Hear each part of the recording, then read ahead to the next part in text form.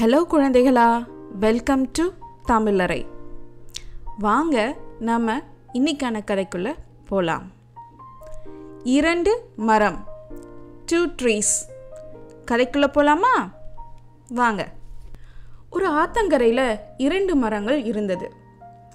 அந்த வழியா ஒரு புறா பறந்து வந்துச்சு. அந்த 2 மரத்தையும் பார்த்து, மழைக்காலம் தொடங்க இருப்பதால் நானும் என் குஞ்சுகளும் இங்கே கூடு கட்டி வாழலாமா, அதுக்கு நீங்கள் அனுமதிக்க முடியுமா அப்படின்னு 2 மரத்தையும் பார்த்து கேட்டுச்சு. அதுக்கு முதல் மரம் முடியாது அப்படின்னு மறுத்துருச்சு. 2வது மரம், வா வந்து புறாவே, நீ இங்கே கூடு கட்டி சந்தோஷமாக வாழு அப்படின்னு சொல்லுச்சு. அந்த புறாவும் கூடு கட்டி குஞ்செல்லாம் பொறிச்சு சந்தோஷமாக வாழ்ந்துட்டு இருந்தது. திடீர்னு ஒரு நாள் பெரிய மழை வந்து அந்த ஆற்றங்கரையில் வெள்ளப்பெருக்கு எடுத்தது.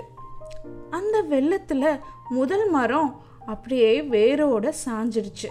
உடனே அந்த புறா அந்த மரத்தை பார்த்து, எனக்கு வசிக்க கூடு கட்ட இடம் தரல, அதனால தான் நீ தண்ணியில் அடிச்சிட்டு போகிற அப்படின்னு அந்த புறா சொல்லுச்சு.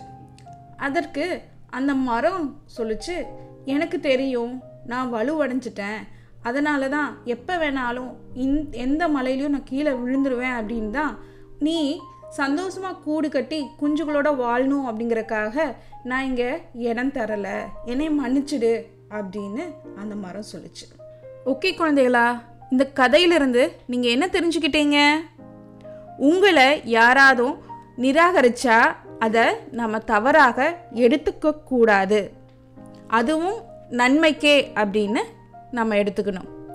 ஓகே குழந்தைகளா, இந்த கதை உங்களுக்கு ரொம்ப பிடிச்சிருக்குன்னு நினைக்கிறேன். இதே மாதிரி இன்னொரு கதையில் நாம் சந்திப்போம். அது வரைக்கும் see you, bye.